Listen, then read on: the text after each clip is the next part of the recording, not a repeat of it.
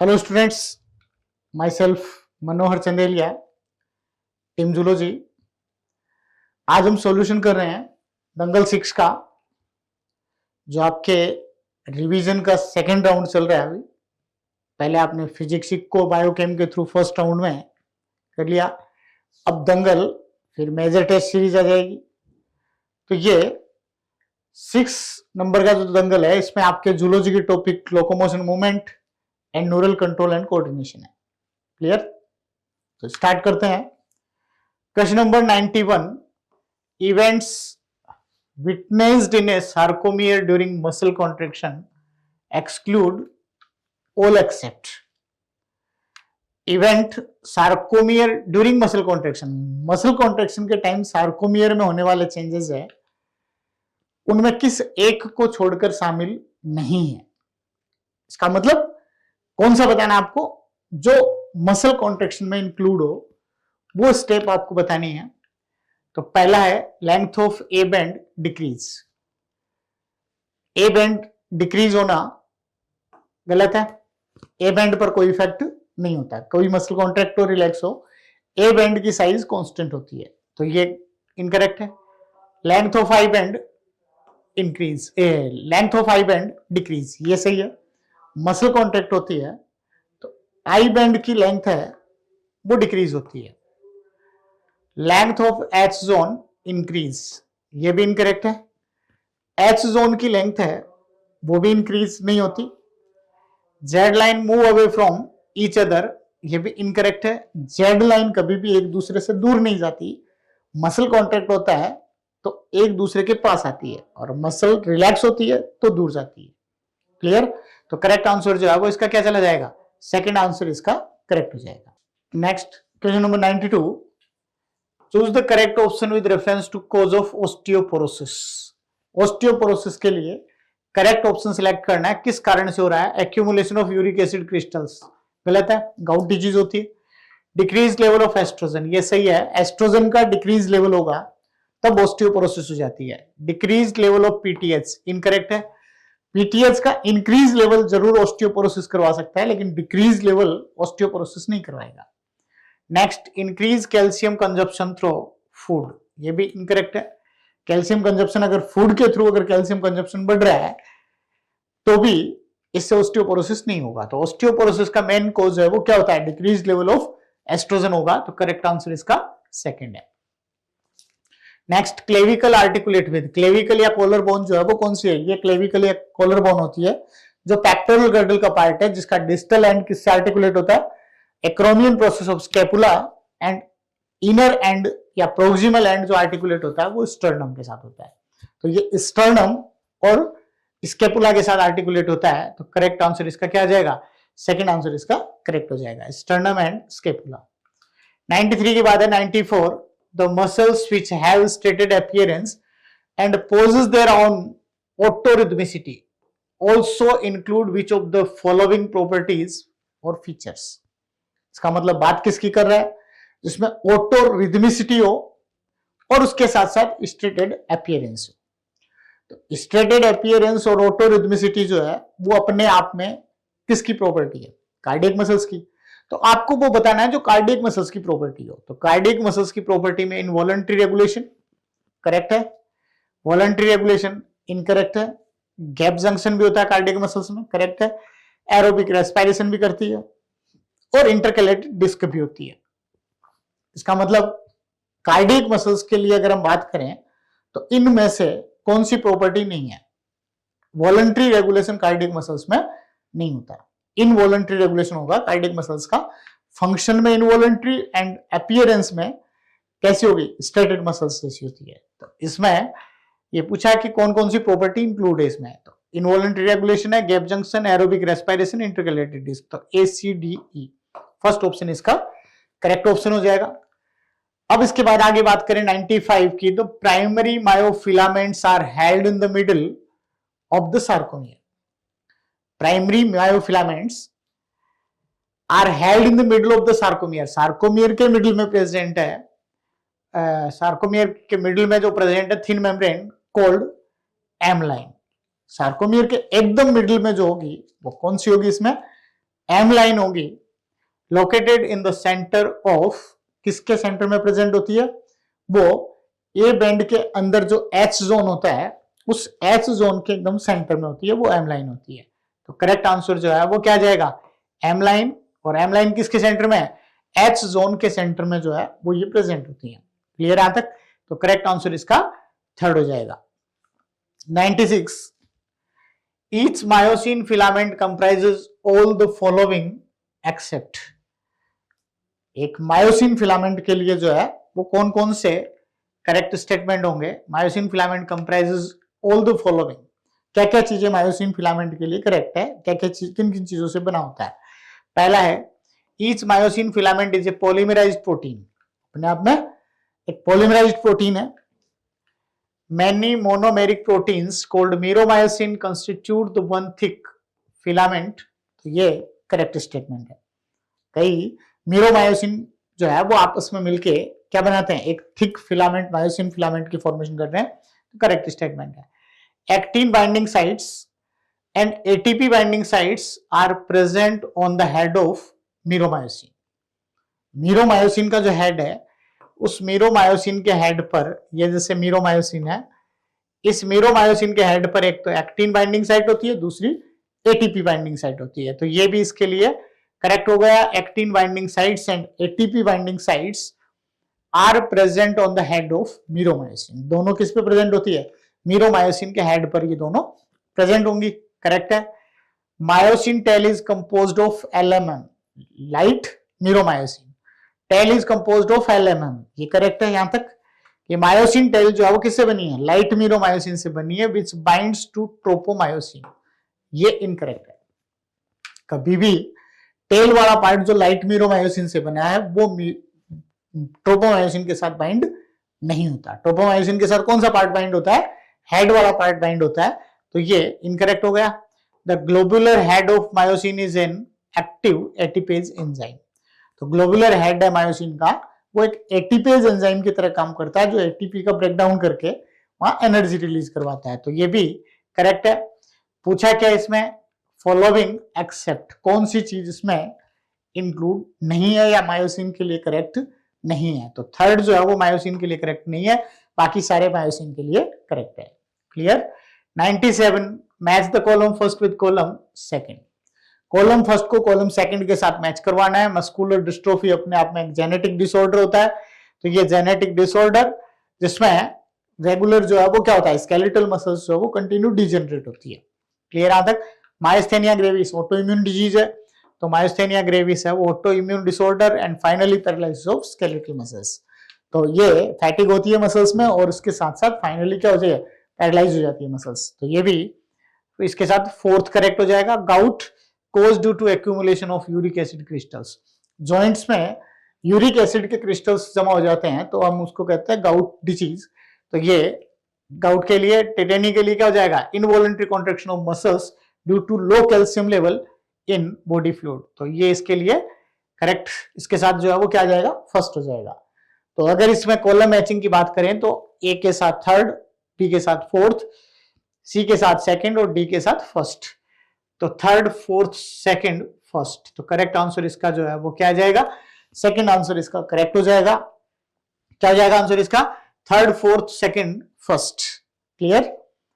उसके बाद देखें 98, following is a diagrammatic representation of the anatomy of A muscle fibre showing A sarcomere. एक sarcomere को show करने वाली एक मसल फाइबर की एनाटॉमी जो है वो इस डायग्राम में शो कर रखी है। आगे पूछा है which of the labelled parts represent region with only thin actin filament, जिसमें केवल और केवल थिन फिलामेंट हो, एक्टिन फिलामेंट हो, वो आपको लेबल पार्ट है वो बताना है आपको। तो ये आप देख रहे हो यहां जेड लाइन है, ये जेड लाइन, और बी जो है वो एच जोन है, बी एच जोन है, और यहां डी जो है वो आई बैंड है, डी आई बैंड है, और सी ए बैंड है, सी ए बैंड है।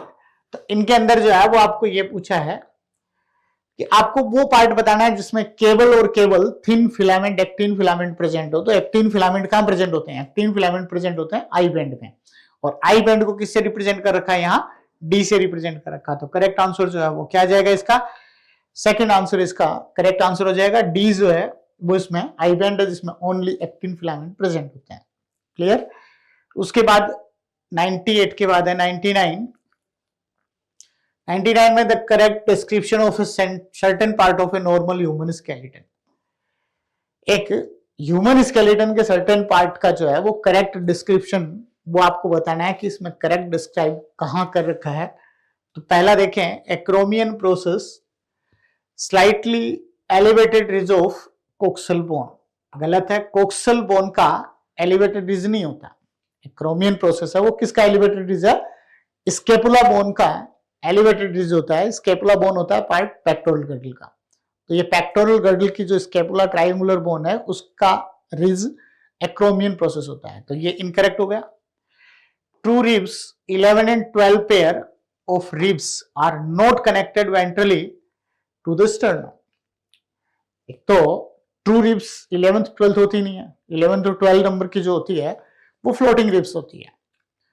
और उसके लिए आ रखा है are not connected ventrally to the sternum, कि ये वेंट्रली कनेक्टेड नहीं होती स्टर्नम से। यहां तक बात सही है, लेकिन ये ट्रू रिब्स नहीं होके फ्लोटिंग रिब्स होती है, तो ये इनकरेक्ट हो गया। Axial skeleton made up of skull, vertebral column, sternum and ribs, ये करेक्ट है। एक्सियल स्केलेटन किस किस से बना है, स्कल होता है, sternum, vertebral column and ribs, ये मिलके एक्सियल स्केलेटन बना रहे हैं जो बॉडी की सेंट्रल एक्सिस बनाते हैं। Floating ribs, the 8th, 9th and 10th pair of ribs do not directly articulate with sternum and joins 7th rib with the help of hyaline cartilage, ये भी incorrect है। फ्लोटिंग रिब्स है वो 8th 9th होती नहीं है। Floating ribs कौन सी होती है, 11 और 12 पेयर रिब्स है वो फ्लोटिंग रिब्स होती हैं जो डोर्सल साइड वर्टिब्रल कॉलम्स के साथ आर्टिकुलेट होती है, लेकिन वेंट्रल साइड वो किसी के साथ आर्टिकुलेट नहीं होती। तो ये भी इनकरेक्ट है। तो करेक्ट डिस्क्रिप्शन पूछा है, करेक्ट डिस्क्रिप्शन हो गया थर्ड इसका। क्लियर यहां तक। इसके बाद देखें question number 100, choose the incorrect statement. अब यहां आपको इनकरेक्ट स्टेटमेंट को सिलेक्ट करना है। इनकरेक्ट स्टेटमेंट में पहली चीज देखें आप, पहला देखा muscles are mesodermal in origin, correct है। मसल्स ओरिजिन में कैसी है, मेसोडर्मल है। Muscles are mesodermal in origin. The difference between a white and red fibre, difference between a white and red fiber in skeletal muscles is based on number of sarcomere, ये incorrect है। Incorrect ही पूछा है इसमें, difference between red and white muscle fibre. Red और white muscle fibre को एक दूसरे से डिफरेंशिएट कर रखा है, वो किस बेस पे कर रखा है, मायोग्लोबिन कंटेंट के बेस पर, माइटोकॉन्ड्रिया के नंबर के बेस पर और सार्कोप्लाज्मिक रेटिकुलम के नंबर के बेस पर। क्लियर यहां तक। ये क्या बता रहा है, सार्कोमियर के नंबर के बेस पे। सार्कोमियर के नंबर के बेस पर रेड और व्हाइट मसल्स को डिफरेंशिएट नहीं किया गया है, तो ये इनकरेक्ट है। Length of A band remains constant during muscle contraction, ये करेक्ट है कि मसल कॉन्ट्रैक्शन के टाइम कभी भी मसल कॉन्ट्रैक्ट हो रिलैक्स हो, ए बैंड की साइज हमेशा कांस्टेंट होती है, ए बैंड की लेंथ हमेशा कांस्टेंट रहेगी। तो A band remains constant during muscle contraction, correct है। Breakdown of actin myosin cross bridge after binding of ATP, ATP की बाइंडिंग के बाद एक्टिन मायोसिन क्रॉस ब्रिज का ब्रेकडाउन होता है। क्लियर यहां तक। तो एटीपी बाइंडिंग के साथ ही इनमें जो है वो क्या होता जाएगा, एटीपी बाइंडिंग होने के बाद जो है वो इनके बीच बना हुआ क्रॉस ब्रिज है वो टूटता है। तो ये भी करेक्ट है। पूछा क्या है, इनकरेक्ट स्टेटमेंट पूछा है, तो इनकरेक्ट स्टेटमेंट के अकॉर्डिंग आंसर कौन सा जाएगा, सेकंड आंसर इसका करेक्ट आंसर हो जाएगा। क्लियर यहां तक। अब इसके बाद देखें 101, saddle joint is present between. Saddle joint जो है वो कौन सा होता है, जिसमें एलिप्सोइडल मूवमेंट जो है वो बोन्स एक दूसरे पर करती हैं, शॉर्ट जो है वो उसमें डिस्टेंस का एलिप्सोइडल मूवमेंट होता है, तो वो इनमें सैडल जॉइंट होता है। तो सैडल जॉइंट जो होता है वो किसमें होता है, मेटाकार्पल्स एंड कार्पल्स जो होती हैं उनके, कार्पल्स और मेटाकार्पल्स ऑफ थंब, इनके बीच का जो जॉइंट है वो सैडल जॉइंट होता है। तो carpals and metacarpals of thumb, तो करेक्ट आंसर इसका फर्स्ट होगा। 102, an autoimmune disorder in which there is inflammation of synovial membrane, erosion of articular cartilage and abnormal tissue growth in joint is क्या होगा, auto immune disease, जिसमें synovial membranes होती हैं उसमें inflammation हो जाता है। ये जैसे मेम्ब्रेन है, साइनोवियल जॉइंट है, इनके ऊपर क्या होती है, हाइलिन कार्टिलेज होती है, हाइलिन कार्टिलेज होती है, और यहां इसमें हाइलिन मेम्ब्रेन है, सॉरी साइनोवियल मेम्ब्रेन है। तो इनके अंदर जो है वो साइनोवियल मेम्ब्रेन के अंदर इन्फ्लामेशन हो जाता है और टिश्यू का ओवर ग्रोथ होना शुरू हो जाती है। इसके साथ साथ हाइलिन कार्टिलेज है उसका इरोजन स्टार्ट हो जाता है, जिससे मसल्स इसमें बोन्स एक दूसरे पर मूवमेंट करते टाइम पेन करने लग जाती है, जॉइंट पेन होते हैं, क्या कहेंगे इसको, रूमेटॉइड अर्थराइटिस। तो ये अपने आप में जो है वो ऑटो इम्यून डिजीज है, रूमेटॉइड अर्थराइटिस होगी, इसमें करेक्ट आंसर सेकंड जाएगा इसका। उसके बाद देखें 103, read the following statement regarding the human skeleton. Human skeleton के रेफरेंस में जो है वो आपको कुछ स्टेटमेंट दे रखे हैं। अब इसमें पहला दे रखा है, human skeleton is consist of 206 bones and few cartilage. Correct है, ह्यूमन स्केलेटन किससे बना है, कुछ कार्टिलेज और इसके साथ साथ 206 बोन्स है, इनसे ह्यूमन स्केलेटन बना है। Scapula is a triangular bone situated in dorsal part of thorax and has a slightly elevated ridge called the spine. Scapula अपने आप में एक ट्रायंगुलर बोन है जो डोर्सल साइड में second to seventh pair ribs है उनको कवर करती हैं, और इसके ऊपर एक स्लाइटली एलिवेटेड रिज जो है वो उसके ऊपर प्रेजेंट होता है, जो अपने आप में स्केपुलर स्पाइन होता है। तो ये भी करेक्ट है।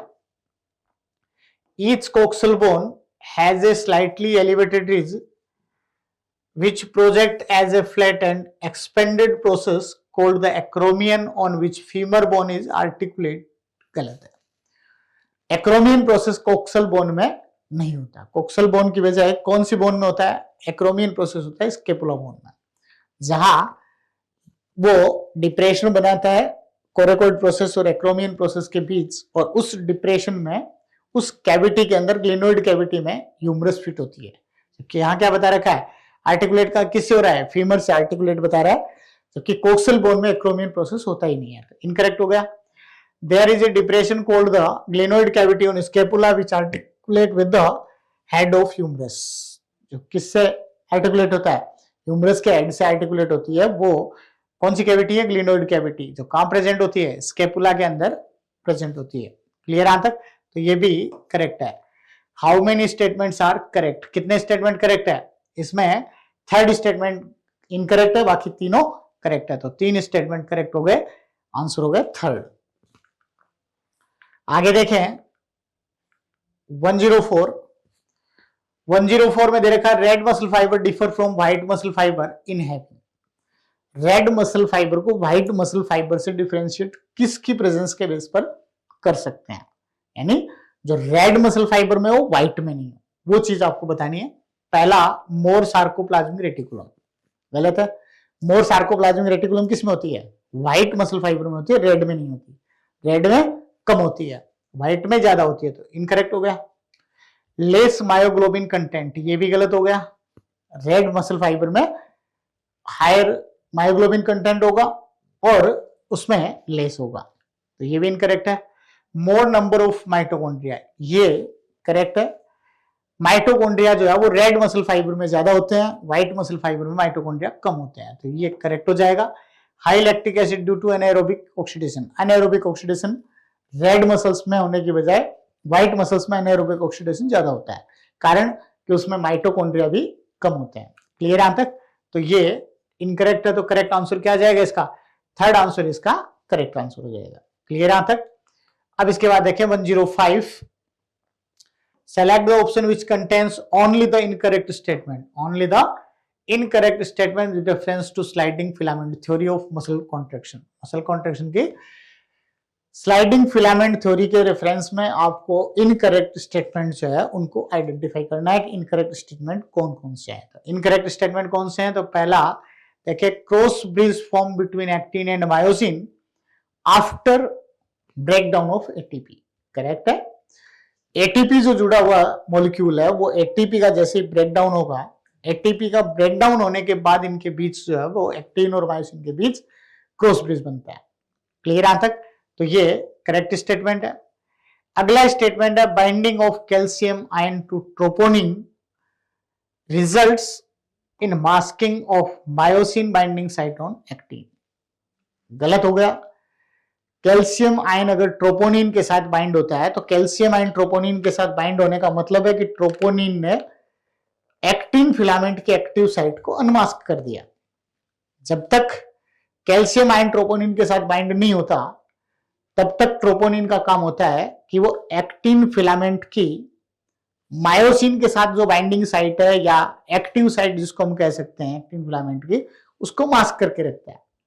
लेकिन जैसे ही कैल्शियम आयन जुड़ेगा, कैल्शियम आयन जुड़ते ही वो बाइंड हो जाएगा ट्रोपोनिन के साथ, और ट्रोपोनिन के साथ बाइंड होते ही ट्रोपोनिन अपनी जगह छोड़ देगा और एक्टिव साइट को अनमास्क कर देगा।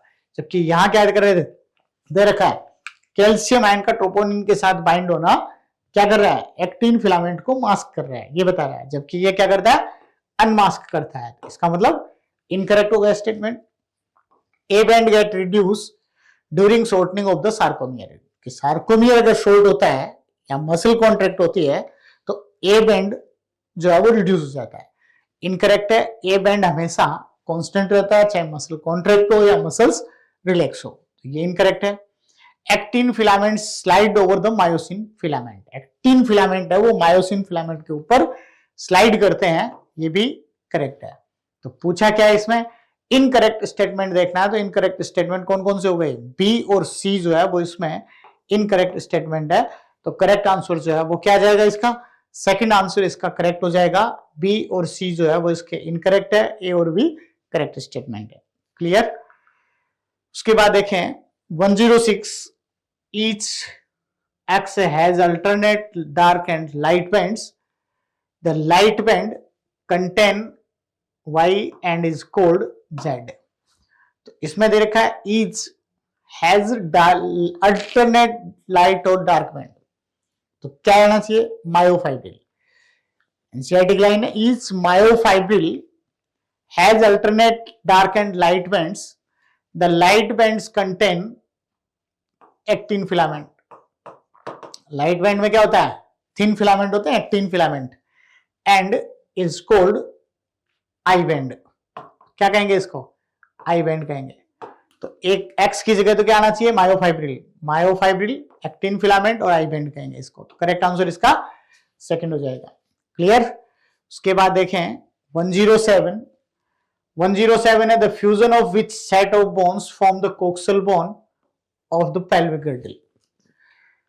पेल्विक गर्डल की कोक्सल बोन कौन कौन सी तीन बोन के फ्यूजन से बनती है।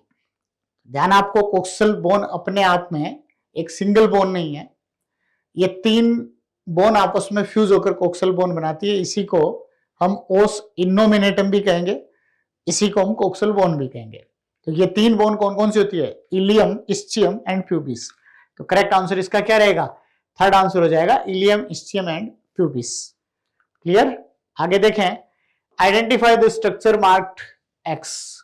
एक्स से मार्क्ड जो स्ट्रक्चर है वो कौन सी है, कॉलर बोन या क्लेविकल बोन है, जो पेक्टोरल गर्डल का पार्ट है। डिस्टल एंड किससे जुड़ा है, स्केपुला से, स्केपुला का जो एक्रोमियन प्रोसेस है उससे जुड़ रहा है, और प्रोक्सिमल एंड है वो इसका स्टर्नम से जुड़ता है। तो डिस्टल एंड तो यहां जुड़ेगा और प्रोक्सिमल एंड इसका स्टर्नम से जुड़ा होता है। तो करेक्ट जो है वो क्या होगा, एक्स की जगह क्या है, क्लेविकल। तो ये क्लेविकल को रिप्रेजेंट कर रही है, कॉलर बोन को रिप्रेजेंट कर रही है। इसके बाद देखें 109, चूज द करेक्ट स्टेटमेंट। इसमें करेक्ट स्टेटमेंट को सिलेक्ट करना है आपको। In a resting muscle fibre a subunit of troponin mask the active binding sites on myosin for actin filaments। इसमें आप देखें, इन ए रेस्टिंग मसल फाइबर, एक रेस्टिंग मसल फाइबर है, रेस्टिंग स्टेज में है, तो कोई एक्शन पोटेंशियल जनरेट नहीं हो रहा है। A subunit of troponin mask the active binding site on myosin for actin filament. गलत हो गया, क्या आना चाहिए, एक्टिन फिलामेंट की एक्टिव साइट होती है जो मायोसिन को बाइंड करने के लिए होती है। जबकि इसमें क्या बता रहा है, ये बता रहा है मायोसिन पर एक्टिव साइट है जो एक्टिन को बाइंड करती है, उसको मास्क करता है। गलत है, किसको मास्क करता है, एक्टिन फिलामेंट की एक्टिव साइट को मास्क करता है, जो मायोसिन के साथ बाइंड होती है, तो ये इनकरेक्ट है। अगला है the myosin monomer cold meromyosin has a globular head which has binding site for ATP and active site for actin। ये करेक्ट है।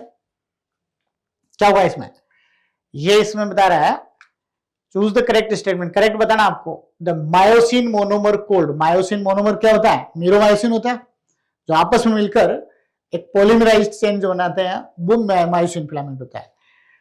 Cold meromyosin has a globular head which has binding site for ATP, ATP के लिए binding site भी रखता है और उसके साथ साथ and active site for actin, actin filament के लिए भी एक्टिव साइट होती है, तो ये करेक्ट स्टेटमेंट है।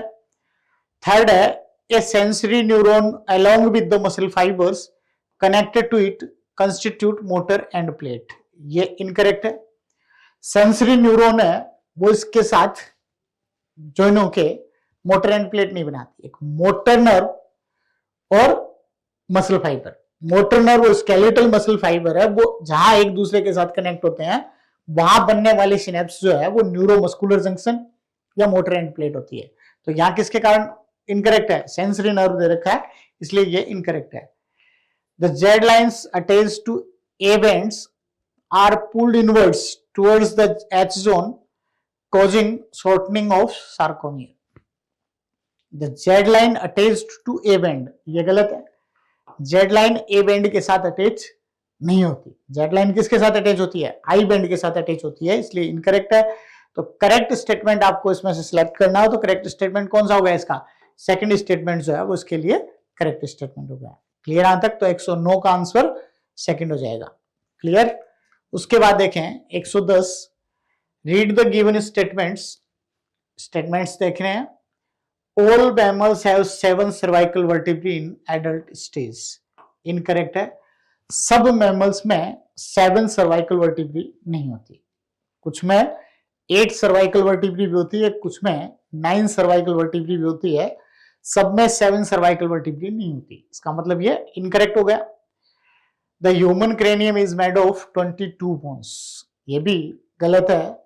क्रेनियम में ओनली 8 बोन होती है, एक फ्रंटल, 2 पैराइटल, 2 टेम्पोरल, एक ऑक्सीपिटल, एक स्फिनोइड और एक एथमोइड, ये दे रखा 22 बोन्स। स्कल के लिए हो सकता था लेकिन क्रेनियम में 8 बोन्स होती है, इसलिए ये इनकरेक्ट हो गया।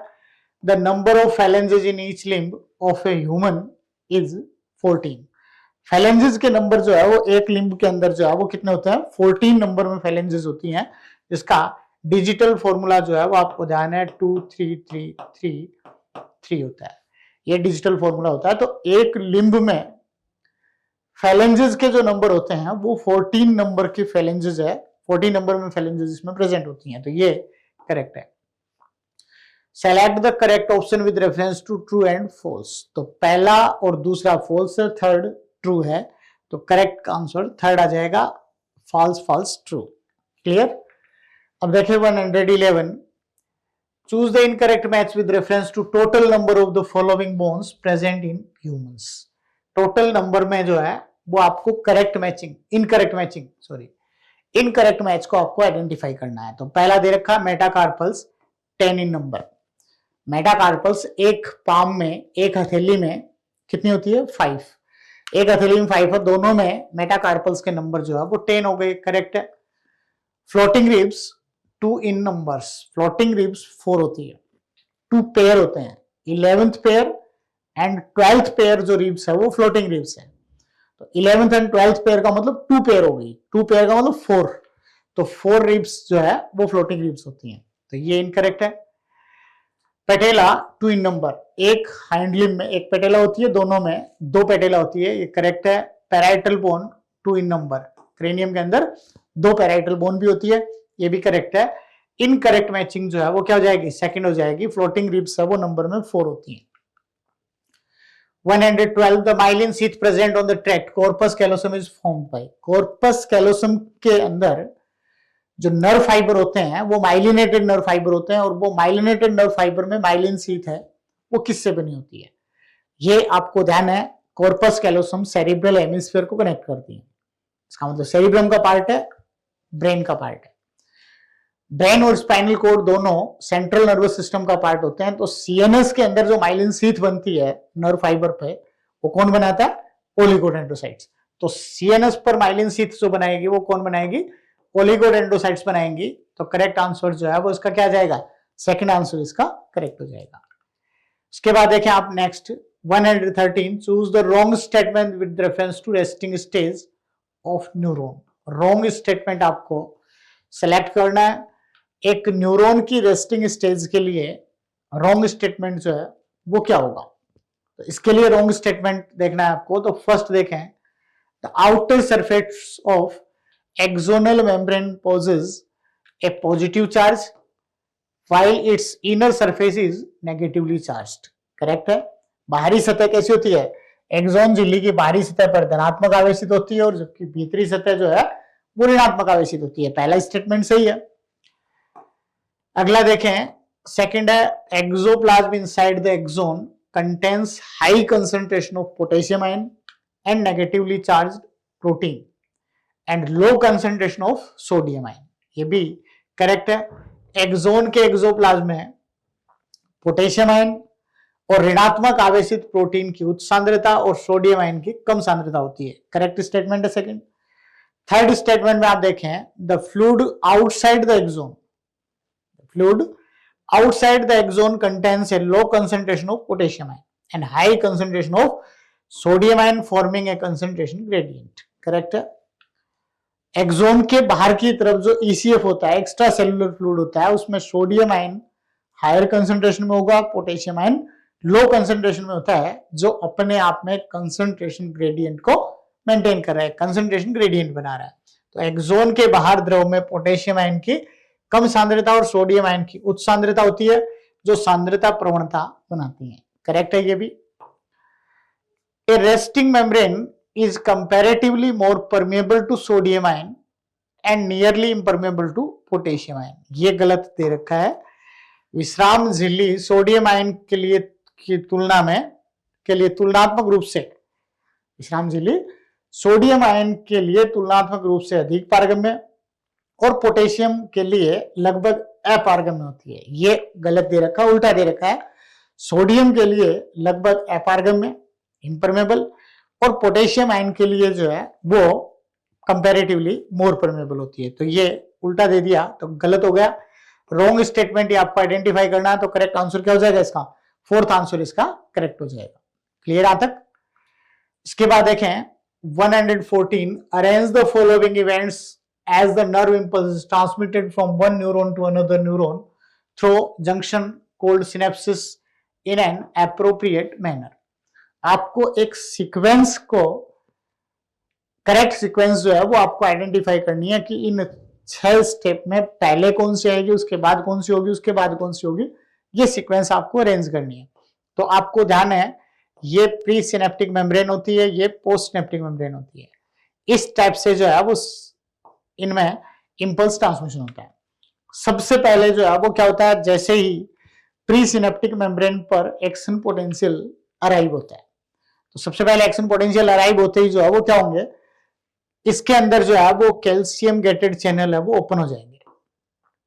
कैल्शियम गेटेड चैनल ओपन होते ही, कैल्शियम गेटेड चैनल ओपन हुए तो कैल्शियम आयन अंदर आएंगे इसकी सिनेप्टिक वेसिकल्स जो है वो मूव करके और प्री सिनेप्टिक मेम्ब्रेन पर आ जाएगी। प्री सिनेप्टिक मेम्ब्रेन पर मूव करके आने के बाद जो है वो ये क्या करती है, यहाँ न्यूरोट्रांसमीटर को रिलीज कर देती है। तो ये न्यूरोट्रांसमीटर को रिलीज कर देंगे। न्यूरोट्रांसमीटर को जो है वो इसके रिसेप्टर, पोस्ट सिनेप्टिक मेम्ब्रेन के जो रिसेप्टर है वो पोस्ट सिनेप्टिक मेम्ब्रेन के रिसेप्टर उसको रिसीव करेंगे। इसको रिसीव करते ही जो है वो लिगेंड गेटेड चैनल है वो उसके ओपन हो जाएंगे। यानी लिगेंड गेटेड चैनल ओपन होने का मतलब सोडियम आयन के लिए ये हाईली परमेबल होने लग जाएंगी। सोडियम आयन के लिए हाईली परमेबल होने लग जाएगी तो क्या हो जाएगा, पोस्ट सिनेप्टिक मेम्ब्रेन डिपोलराइज्ड हो जाएगी। डिपोलराइज्ड होकर आगे इंपल्स को कंडक्ट करना शुरू कर देगी। तो सबसे पहले जो है वो इनके अंदर क्या आना चाहिए, स्टिमुलेट, इसमें nerve impulse arrives at the pre synaptic membrane. सबसे फर्स्ट ये आना चाहिए कि नर्व इंपल्स जो है वो कहां अराइव हो, arrives at the pre synaptic membrane पे अराइव हो। उसके बाद जो है वो जैसे ही वो अराइव होंगे, कैल्शियम आयन गेटेड चैनल वो ओपन होंगे। तो calcium ion gated channel open होंगे तो D voltage gated calcium ion channels in the synaptic bulb open and inward movement of calcium ion, ये होगा। तो सेकंड नंबर पे डी आ जाएगा। अब आगे चलें तो voltage gated calcium ion channels in the synaptic bulb open and inward movement of calcium ion, ये हो गया। कैल्शियम आयनों का जैसे इनवर्ड मूवमेंट होगा तो सिनेप्टिक वेसिकल्स का मूवमेंट चालू हो जाएगा। सिनेप्टिक वेसिकल्स का मूवमेंट चालू होते ही सिनेप्टिक वेसिकल कहां जाएगी, प्री सिनेप्टिक मेम्ब्रेन पर आ जाएगी, अपने न्यूरोट्रांसमीटर को सिनेप्स के अंदर रिलीज कर देंगे, तो न्यूरोट्रांसमीटर यहां से रिलीज हो जाएंगे। तो ये आ जाएगा थर्ड पे, stimulate the movement of synaptic vesicles towards the membrane where they fuse with the pre synaptic membrane and release their neurotransmitter in synaptic cleft. Correct है यहां तक। अब इसके बाद जैसे ये यहाँ पे न्यूरोट्रांसमीटर रिलीज करेंगे तो neurotransmitter bind to their specific receptor present on the post synaptic membrane, इनके साथ न्यूरोट्रांसमीटर रिसेप्टर के साथ बाइंड हो जाएंगे। तो फोर्थ नंबर पे ये आ जाएगा। और उसके बाद लिगेंड गेटेड चैनल है पोस्ट सिनेप्टिक मेम्ब्रेन के, सोडियम गेटेड चैनल वगैरह वो ओपन होंगे, तो ये ओपन होंगे और ओपन होते ही ये क्या हो जाएगी, डीपोलराइज्ड हो जाएगी। तो depolarisation of post synaptic membrane, post synaptic membrane depolarise हो गई, इसका मतलब वो आगे इंपल्स को कंडक्ट करना उसने शुरू कर दिया। तो सीक्वेंस जो है वो क्या आनी चाहिए, सबसे पहले B D B D A C, B D A C E F, B D A C E F. तो थर्ड आंसर इसका करेक्ट आंसर हो जाएगा। इसके बाद देखें 115, the ions mainly responsible for maintaining resting membrane potential in a neuron are.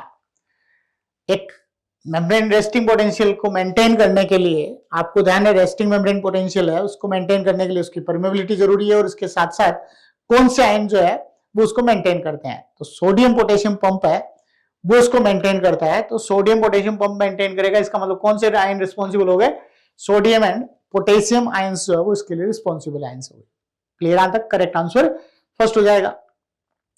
इसके बाद देखें 116, find the incorrect match regarding the structure found in brain and their location। Incorrect को आइडेंटिफाई करना है, उसके लोकेशन के साथ सही मैचिंग कौन सा नहीं कर रहा है। पहला है मेडुला ब्रेन स्टेम, करेक्ट है, मेडुला ब्रेन स्टेम का ही पार्ट है, मेडुला पोन्स और मिड ब्रेन। तो मिड ब्रेन पोन्स मेडुला ये मिलके ब्रेन स्टेम बनाते हैं, तो करेक्ट है। हाइपोथैलेमस ये फोर ब्रेन का पार्ट है, ये भी करेक्ट है। फोर ब्रेन में क्या कह रहेंगे, सेरिब्रम, थैलेमस एंड हाइपोथैलेमस, ये फोर ब्रेन के पार्ट है। Mid brain between thalamus and epithalamus, ये इनकरेक्ट है। मिड ब्रेन है वो थैलेमस एपिथैलेमस के बीच में नहीं होता है, क्योंकि थैलेमस और एपिथैलेमस दोनों ही अपने आप में डाइएन्सेफेलोन के पार्ट है। कौन कौन से, थैलेमस एंड एपिथैलेमस दोनों डाइएन्सेफेलोन के पार्ट है, और डाइएन्सेफेलोन किसका पार्ट है, ये फोर ब्रेन का पार्ट होता है, तो ये इनकरेक्ट हो गया। Cerebral aqueduct passes through mid brain, ये भी करेक्ट है। मिड ब्रेन के अंदर से सीएसएफ को जो ले जाने के लिए सीएसएफ का ट्रांसपोर्ट जो करती है वो कौन करती है, सेरिब्रल एक्विडक्ट जो है वो सीएसएफ का ट्रांसपोर्ट करेगी इसमें, तो ये भी करेक्ट है। पूछा क्या है, इनकरेक्ट मैच कौन सा है, तो इनकरेक्ट मैच कौन सा हो जाएगा, इसका थर्ड है वो इसका इनकरेक्ट मैच हो जाएगा। Mid brain between thalamus and epithalamus, ये गलत है। किस किस के बीच होगा, मिड ब्रेन है वो हाइपोथैलेमस के और पोन्स के बीच रहता है। क्लियर यहां तक, तो ये थर्ड आंसर इसका करेक्ट आंसर हो गया।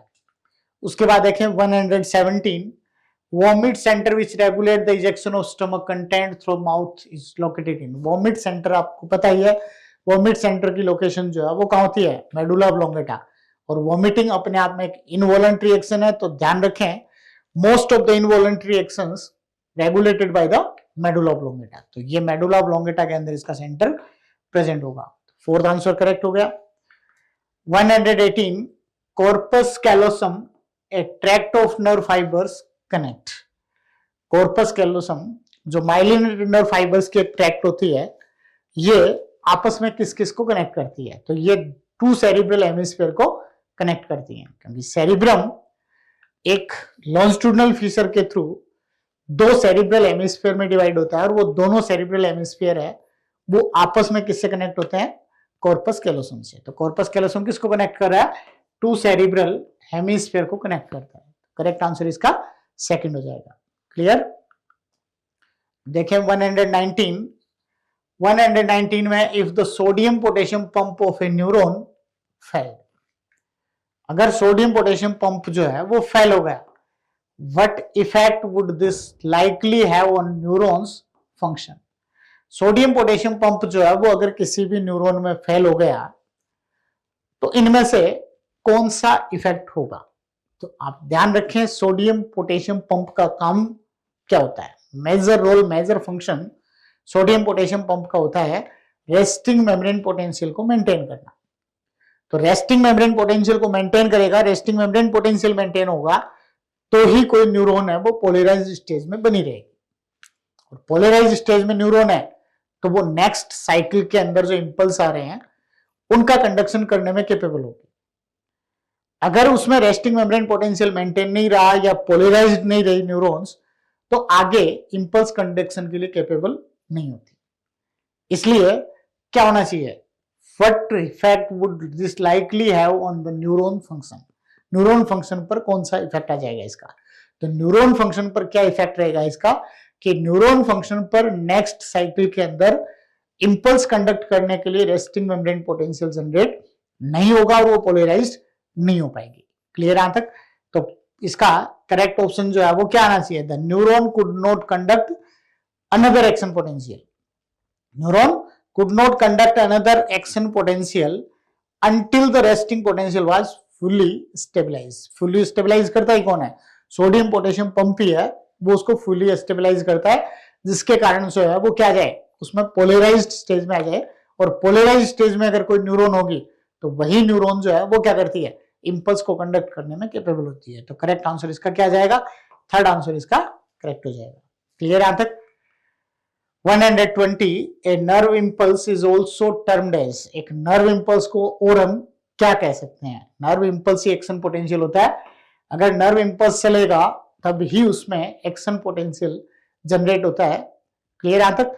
तो ये इसमें एक्शन पोटेंशियल हो जाएगा, इसकी जगह टर्म हम यूज कर सकते हैं एक्शन पोटेंशियल को। Clear? The next, if the brain stem is cut below medulla what would likely happen? अगर ब्रेन स्टेम को मेडुला के नीचे से कट कर दिया जाए, मेडुला से ऊपर ऊपर का पार्ट ब्रेन वाला पार्ट है वो सेपरेट हो गया। क्लियर यहां तक? what would happen? what would likely happen? Breathing cease correct हो जाएगा, ब्रीदिंग ही सीज हो जाएगी। कारण आपको ध्यान है रेस्पिरेटरी रिदम सेंटर जो होता है वो कहां प्रेजेंट है? मेडुला के अंदर ही प्रेजेंट है।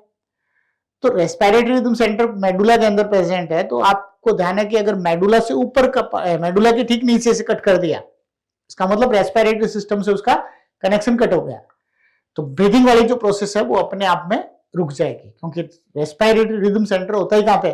मेडुला में प्रेजेंट होता है। उसके नीचे से कट कर दिया तो वो आगे रेस्पिरेशन को कंट्रोल नहीं कर पाएगा, तो ब्रीदिंग सीज हो जाएगी।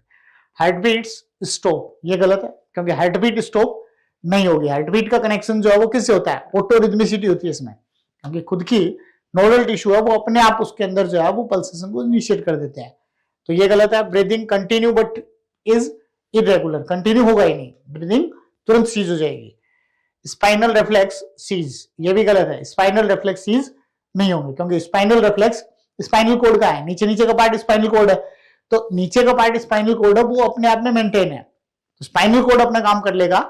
स्पाइनल रिफ्लेक्स जो होंगे वो अपने आप में कंटिन्यू चालू रहेंगे। क्रेनियल रिफ्लेक्स है वो कंप्लीट नहीं हो पाएंगे। अगर यहां इसकी जगह क्रेनियल रिफ्लेक्स होता, क्रेनियल रिफ्लेक्स सीज, तो वो करेक्ट हो सकता था। तो ये भी, तो इसके लिए जो है वो करेक्ट आंसर क्या होगा? क्या चीज रुक जाएगी? ब्रीदिंग जो है वो उसी टाइम सीज हो जाएगी। 122 विच of the following statement is correct for node of Ranvier of nerve? किसी भी नर्व या न्यूरॉन के अंदर नोड ऑफ रेनवियर क्या होते हैं? जहां माइलिन शीथ डिसकंटिन्यूअस होती है। एक्सोप्लाज्म होता है, एक्सोप्लाज्म के ऊपर न्यूरिलेमा तो प्रेजेंट होती है, लेकिन उस न्यूरिलेमा पर या एक्सोलेमा पर माइलिन शीथ जो है वो डिसकंटिन्यूअस होती है। तो जहां माइलिन शीथ डिसकंटिन्यूअस है उन पॉइंट्स को क्या कहेंगे? Node of Ranvier. तो myelin sheath is discontinuous, correct answer हो जाएगा। एक में दे रखा both neurilemma and myelin sheath are discontinuous, ये गलत है। न्यूरिलेमा तो प्रेजेंट होगी, लेकिन माइलिन शीथ है वो वहां पे प्रेजेंट नहीं होगी। क्लियर यहां तक? तो करेक्ट आंसर जो है वो क्या जाएगा इसका? थर्ड आंसर इसका करेक्ट हो जाएगा। Clear? 123, neurons are excitable cells. The statement is best illustrated as neurons are excitable cells. neurons excitable cells क्यों है? neurons का excitable cells होने का कारण क्या है कि वो पोलराइज स्टेज में, और कभी भी पोलराइज न्यूरॉन होगी तो ही वो एक्साइटेबल है, और पोलराइज न्यूरॉन के लिए क्या होता है, उसमें रेस्टिंग मेम्ब्रेन पोटेंशियल के कारण वो पोलराइज होती है। तो इसमें illustrated as different ionic channels are present on neural membrane, गलत है। एक्साइटेबल सेल्स जो है वो हम इसको क्यों मान रहे हैं न्यूरॉन्स को, क्योंकि वो पोलराइज्ड है। अगला है ionic channels on neural membrane are selectively permeable, गलत है। Membrane is permeable to positive and impermeable to negative charge ions, ये भी गलत है। Their membrane exist in polarised state, कि वो पोलराइज्ड स्टेट में है, and respond to threshold stimulus, जो मिनिमम स्टिमुलस मिल जाते हैं उन्हीं मिनिमम स्टिमुलस के मिलने पर इस पे एक्शन पोटेंशियल जनरेट हो जाता है और ये इंपल्स को कंडक्ट करने में कैपेबल हो जाती है। तो ये इसका करेक्ट स्टेटमेंट जो है वो रहेगा fourth, neurons are excitable cells. इसको कौन सा स्टेटमेंट कंप्लीटली या एक प्रॉपर तरीके से इलस्ट्रेट कर रहा है, तो फोर्थ हो जाएगा आंसर। क्लियर यहां तक? उसके बाद देखिए 124, read the following statement A and B. Arrival of disturbance at neurons ending और आउटपुट जोन लास्ट की nerve ending. Arrival of disturbance at neurons ending और output zone triggers events that may always cause stimulation of adjacent neurons और other cells. क्या बता रहा है ये? एक न्यूरॉन्स की नर्व एंडिंग पर अगर किसी भी तंत्रिका कोशिका के अंतिम छोर पर पहुंचता है, तब यह आसपास की तंत्रिका कोशिका और अन्य कोशिकाओं को सदैव उद्दीपित करता है। ये गलत है। ऑलवेज दे दिया, ये गलत है। दोनों हो सकते हैं, डिपेंड करता है न्यूरोट्रांसमीटर पर। अगर स्टिमुलेटरी या एक्साइटेटरी न्यूरोट्रांसमीटर है तो अगली न्यूरॉन्स को या एडजेसेंट न्यूरॉन को स्टिमुलेट करेगा, और अगर ये इनिबिटरी न्यूरोट्रांसमीटर है तो नेक्स्ट न्यूरॉन को इनिबिट करेगा। क्लियर यहां तक? इंपल्स कंडक्शन को इनिबिट करेगा। तो ऑलवेज कॉज स्टिमुलेशन, ये गलत है। ऑलवेज कॉज स्टिमुलेशन नहीं करेगा, यहां आना चाहिए था output zone triggers events that में बी कॉज स्टिमुलेशन और इनिबिशन ऑफ एडजेसेंट न्यूरॉन और अदर सेल्स। इसका मतलब ये इनकरेक्ट हो गया। Neuroglial sales protect and support neurons, correct है यहां तक, and make up more than 1/2 of the volume of neural tissue. कितना बना रहा है? हाफ से ज्यादा पार्ट जो है वो न्यूरल टिश्यू का बना रहा है न्यूरोग्लियल सेल्स, और न्यूरोग्लियल सेल्स है वो न्यूरॉन को सपोर्ट प्रोवाइड कर रही है और उसको प्रोटेक्ट कर रही है। तो करेक्ट है। तो इनमें से choose the correct option. Only A is correct, only B is correct, only B is correct. समझ गए? ए इनकरेक्ट है, बी करेक्ट है। उसके बाद है 125, unipolar neurons are present in. Unipolar neurons किस में प्रेजेंट होती है? वर्टिब्रेट एम्ब्रियो में प्रेजेंट होती हैं। तो करेक्ट आंसर इसका फोर्थ हो जाएगा। उसके बाद 126, meninges are the protective membranous covering of CNS, arrange them from inside to outside. Inside to outside arrange करना है।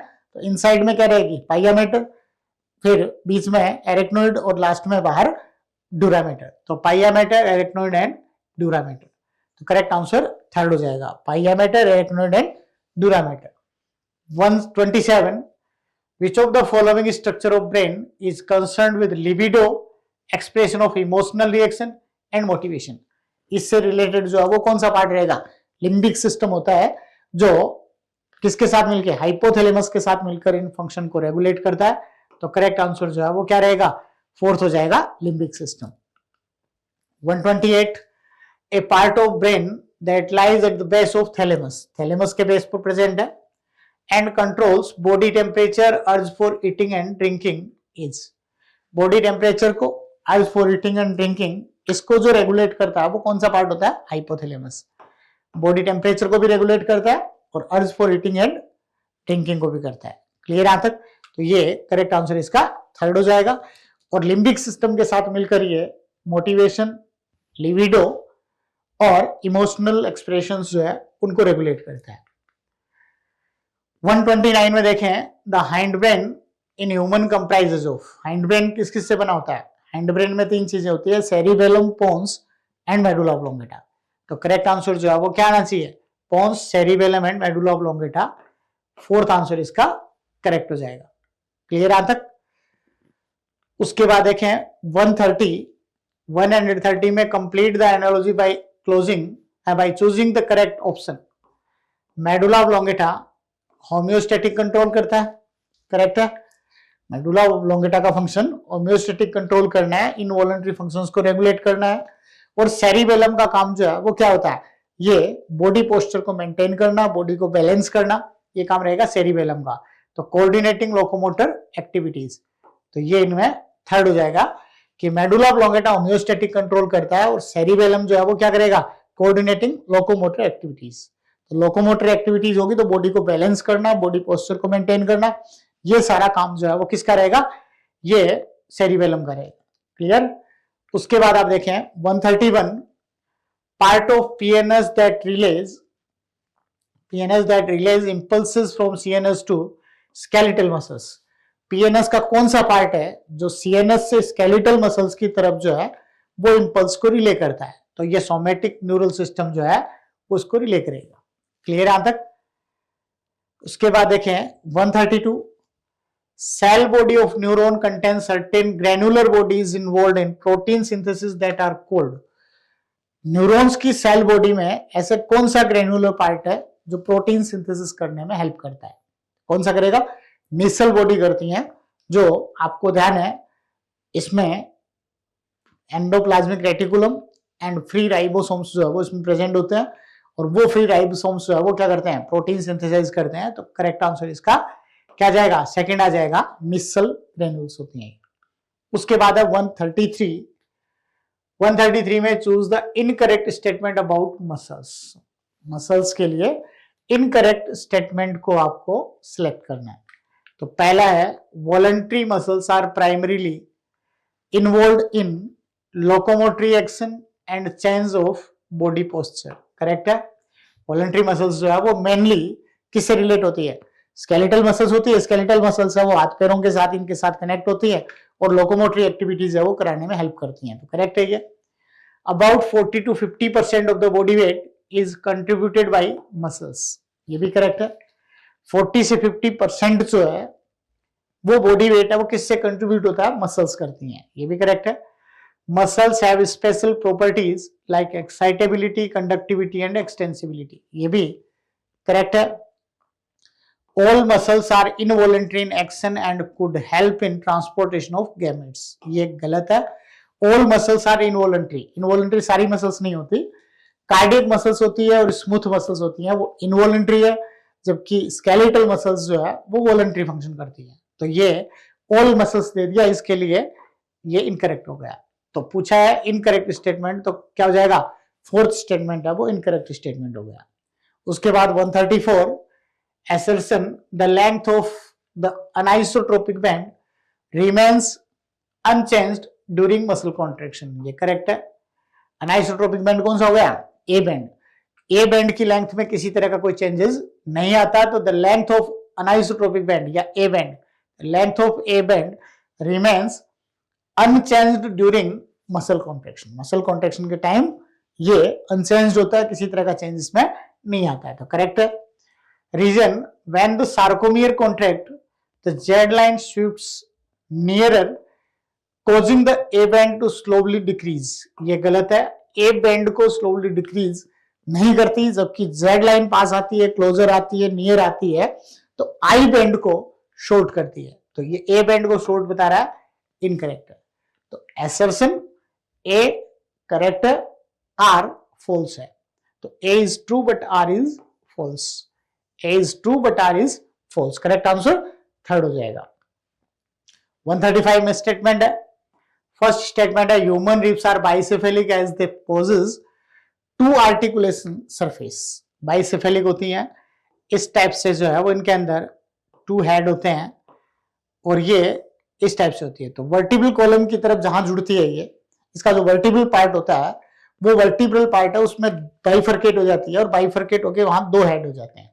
वो 2 हेड इसको किसके साथ आर्टिकुलेट करवाते हैं, वर्टिब्रल कॉलम के साथ आर्टिकुलेट करवाते हैं। तो ये possess two articulation surface, correct है। ये ह्यूमन रिब्स है वो कैसी थी, बाइसेफेलिक रिब्स है, as they possess two articulation surface, correct है। Statement second, many cardiac muscle cells assemble many cardiac muscle cells assemble in a branching pattern to form a cardiac muscle। कई जो है वो कार्डियक मसल सेल्स या cardiac muscle fibre है वो एक दूसरे के साथ जुड़कर ब्रांचिंग पैटर्न में और क्या बना देती हैं, एक कार्डियक मसल्स की फॉर्मेशन करती हैं। तो करेक्ट स्टेटमेंट है। तो स्टेटमेंट फर्स्ट और सेकंड दोनों ही करेक्ट हो गए।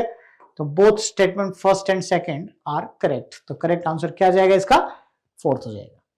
क्लियर यहां तक। तो ये आपने देखा आपके पेपर का सारा सॉल्यूशन हो गया। इसमें अब उम्मीद है कहीं आपके कोई कंफ्यूजन नहीं रहे।